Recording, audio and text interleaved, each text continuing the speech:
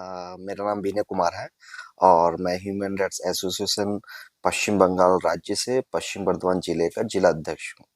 तो आज एक नए टॉपिक के साथ मैं आप लोगों के बीच में आया हूँ और बहुत अच्छा सब्जेक्ट लेकर आया हूँ जो वो हमारे संविधान से जुड़ा हुआ है। तो वो संविधान से क्या सब्जेक्ट है वो मैं आपको बताने का प्रयास करूंगा और कोशिश करूंगा ताकि मेरी बातें आपको सही तरीके से समझ में आए। और अगर कुछ बातें अगर नहीं समझ में आती हैं तो वो आप मुझे कमेंट में बोल सकते हैं, मैं उस कमेंट में आपको क्लियर करने की कोशिश करूंगा। तो आइए जानते हैं।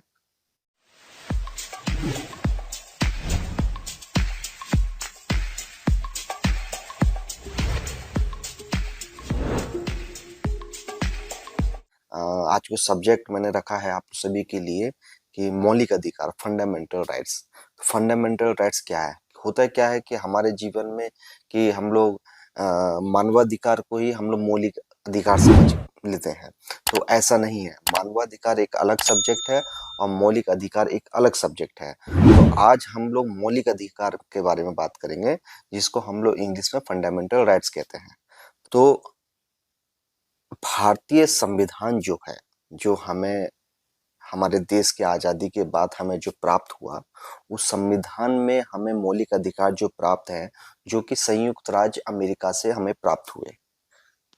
तो जो कि भारतीय संविधान के भाग 3 में 12 से लेके 35 अनुच्छेद तक हमें फंडामेंटल राइट्स हमें दिए गए हैं। मैं ज्यादा वीडियो को लंबा नहीं करूंगा, मैं आपको क्लियरली सटीक तरीके से मैं आपको बताने का प्रयास कर रहा हूँ कि जो फंडामेंटल राइट्स है वो संयुक्त राज्य अमेरिका से कलेक्ट किया गया था, जिसको हमने फंडामेंटल राइट्स माना है और संविधान में इसको इंक्लूड किया गया और उसको हम फॉलो कर रहे हैं। जो कि संविधान के भाग 3 में अनुच्छेद 12 से लेके 35 तक हमें मिला है।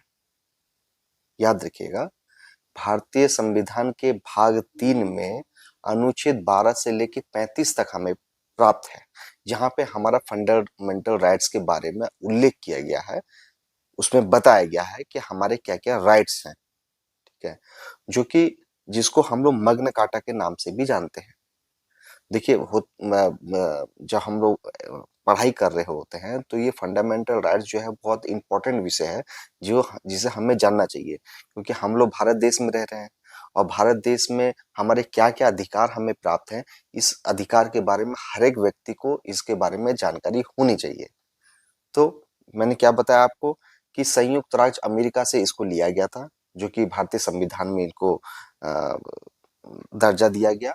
उसके बाद में संविधान के भाग 3 में अनुच्छेद 12 से लेके 35 तक हमारे फंडामेंटल राइट्स, मौलिक अधिकार के बारे में बताया गया है, जिसको भारतीय संविधान का मग्न काटा भी कहा जाता है। तो मग्न काटा क्यों कहा जाता है कि भारतीय संविधान का भाग 3 में जो कि 12 से लेके 35 तक जो हमें बताता है फंडामेंटल राइट्स के बारे में, उस चीज को हम लोग एक वर्ड के नाम से जानेंगे, जिसको हम लोग मग्न काटा कहते हैं। अब मान लीजिए किसी ने अगर आपसे पूछ दिया कि मग्न काटा क्या, किसको कहा जाता है, तो मग्न काटा सीधे आप बोलिएगा कि संविधान के भाग 3 में जो मौलिक अधिकार है 12 से 35 जो है अनुच्छेद, उसको हम लोग मग्न काटा के नाम से हम लोग बोलते हैं। ठीक है, तो अभी हमारे कुल कितने मौलिक अधिकार है, तो हमारे कुल मौलिक अधिकार है 6। पहले 7 थे, जब हमें संयुक्त राज्य अमेरिका से जब इसको संविधान में जब इंक्लूड किया गया था, उस समय 7 थे। 7 में से एक काट दिया गया, जिसमें कि अभी 6 हमारे मौलिक अधिकार हैं। तो 7 में क्या काटा उसके बारे में भी मैं आपको बताऊंगा, लेकिन अभी हमारे 6 मौलिक के अधिकार क्या क्या हैं इसके बारे में आपको मैं बताता हूँ। तो सबसे पहला मौलिक अधिकार है समता या समानता का अधिकार। ठीक है, फर्स्ट क्या है, समता या समानता का अधिकार, जो कि अनुच्छेद 14 से 18 तक है। दूसरा है स्वतंत्रता का अधिकार, स्वतंत्रता का अधिकार जो कि 19 से 22 तक है।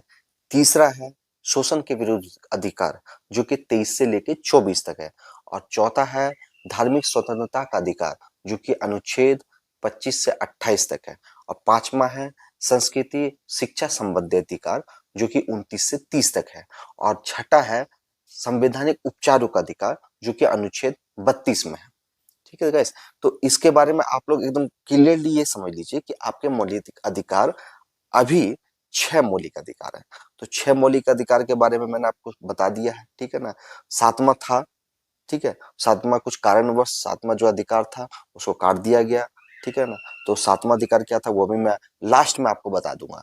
तो नेक्स्ट अब हम लोग जो पहला जो हमारा जो ये है समता का अधिकार, तो समता का अधिकार जो 14 से 18 तक है उसको उसके बारे में बताता हूँ कि 14 15 16 17 18 अनुच्छेद, ये जो अनुच्छेद है ये क्या कहते हैं आपके समता या समानता के बारे में। अनुच्छेद 14 जो कि विधि के समक्ष समानता, ठीक है ना।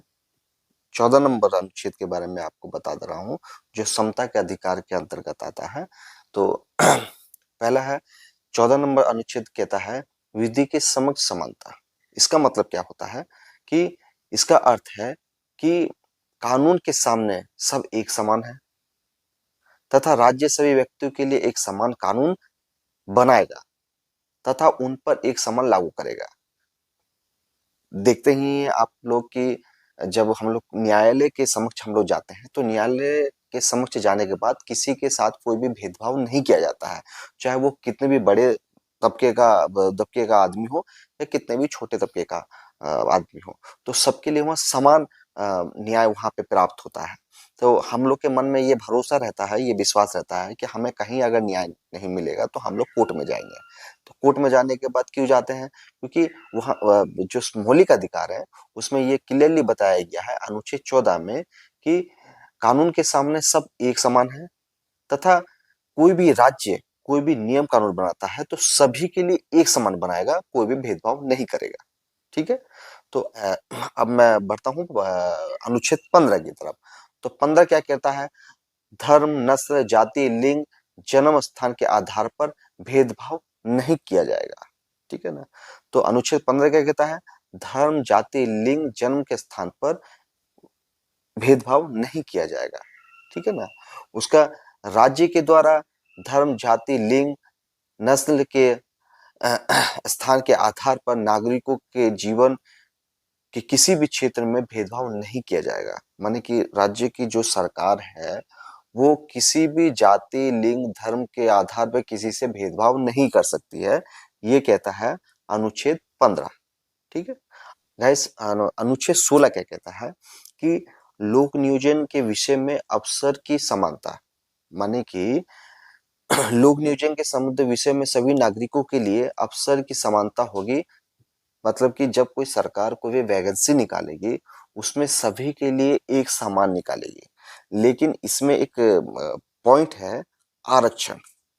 तो उसमें आरक्षण पॉजिटिवली दिया जाता है, क्योंकि आरक्षण इसलिए दिया जाता है कि स्वतंत्रता के समय में ये शिक्षा में जो तबका पीछे रह गया था उसको, और जो तबका पढ़ लिख के शिक्षित होकर आगे बढ़ गया था, तो जो पीछे रह गया था उनको आरक्षण देके उनको आगे लाया जाए, ठीक है। तो ये वाला क्लियर है आपके आपके सामने में। 17 कहता है अस्पृश्यता का अंत।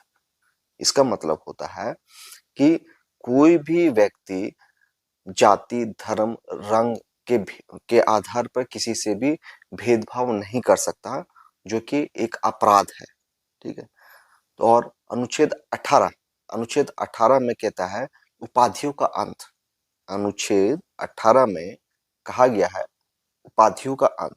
अब उपाधियों का अंत का मीनिंग मैं आपको बताता हूं कि जैसे कि कोई भी व्यक्ति भारत का कोई भी व्यक्ति नागरिक अपने नाम के आगे में कोई भी पूर्व का उपाधि नहीं लगा सकता है। जैसे कि उदाहरण के तौर पे मैं बताता हूँ, जैसे कि महाराजा हुआ महाराणा हुआ, इस तरीके के आपने बादशाह हुए, इस तरीके के आपने टीवी में आपने देखे होंगे कि पुरानी जो उपाधि थी पुराने जो ये थे वो चीज तो हम वो यूज करते थे। तो इसके अंतर्गत जो है अनुच्छेद 18 में कहता है कि ये चीज आप उपाधि अपने नाम के आगे नहीं लगा सकते हैं, ठीक है। और जो भारत रत्न जिनको मिलता है या पद्म विभूषण मिलता है, पद्म भूषण मिलता है, वो लोग इस चीज को उस चीज के लिए लगा सकते हैं, लेकिन उपाधि के रूप में नहीं लगा सकते हैं इसको, ठीक है ना। अब उपाधि के रूप में कौन को लगा सकते हैं, जैसे कि मान ली एजुकेशन सेक्टर में या आर्मी रैंक में, एजुकेशन प्रोफेसर हुए या आर्मी रैंक में ब्रिगेडियर हुए, ये लोग लगा सकते हैं। ये माने अनुच्छेद जो है 18 में इसके बारे में बताया गया है। तो गाइस मैंने आशा करता हूँ कि इसके बारे में मैंने आपको बताया होगा, जो कि समानता का अधिकार है। मैं फिर से आपको क्लियर कर देता हूँ, जो कि समानता के अधिकार में जो जो आते हैं, जो हम लोग जिस तरीके से हम लोग याद कर सकते हैं, जैसे कि 14 से लेकर 18 तक जो है, तो 14 में कहता है, शॉर्ट में बता दे रहा हूँ, जो कि हम लोग वर्ड यूज करेंगे जिसके आधार पर हम लोग याद कर सकते हैं, ठीक है। तो 14 कहता है विधि के समक्ष समानता। 15 कहता है धर्म, नस्ल, जाति, लिंग के आधार पर भेदभाव पर 16 कहता है लोग नियोजन के विषय में अवसर की समानता। 17 कहता है अस्पृश्यता का अंत। 18 कहता है उपाधियों का अंत। तो आज के इस वीडियो में मैंने बताया है आपको फर्स्ट जो हमारा जो ये है फंडामेंटल राइट्स है, समता या समानता का अधिकार 14 से लेकर 18 तक है, उसके बारे में बताया। अब मैं सेकंड आपको फंडामेंटल राइट्स के बारे में नेक्स्ट वीडियो में मैं आपको बताऊंगा, ठीक है। और आप लोग और भी सर्च कर लीजिए, देख लीजिए, ठीक है ना। उसके बाद में कुछ क्वेश्चंस हो आप मुझे कमेंट में बताइए। उसके बाद नेक्स्ट सब्जेक्ट में मैं नेक्स्ट वीडियो में जब लेके आऊंगा तो मैं उसमें आप लोगों को बताऊंगा।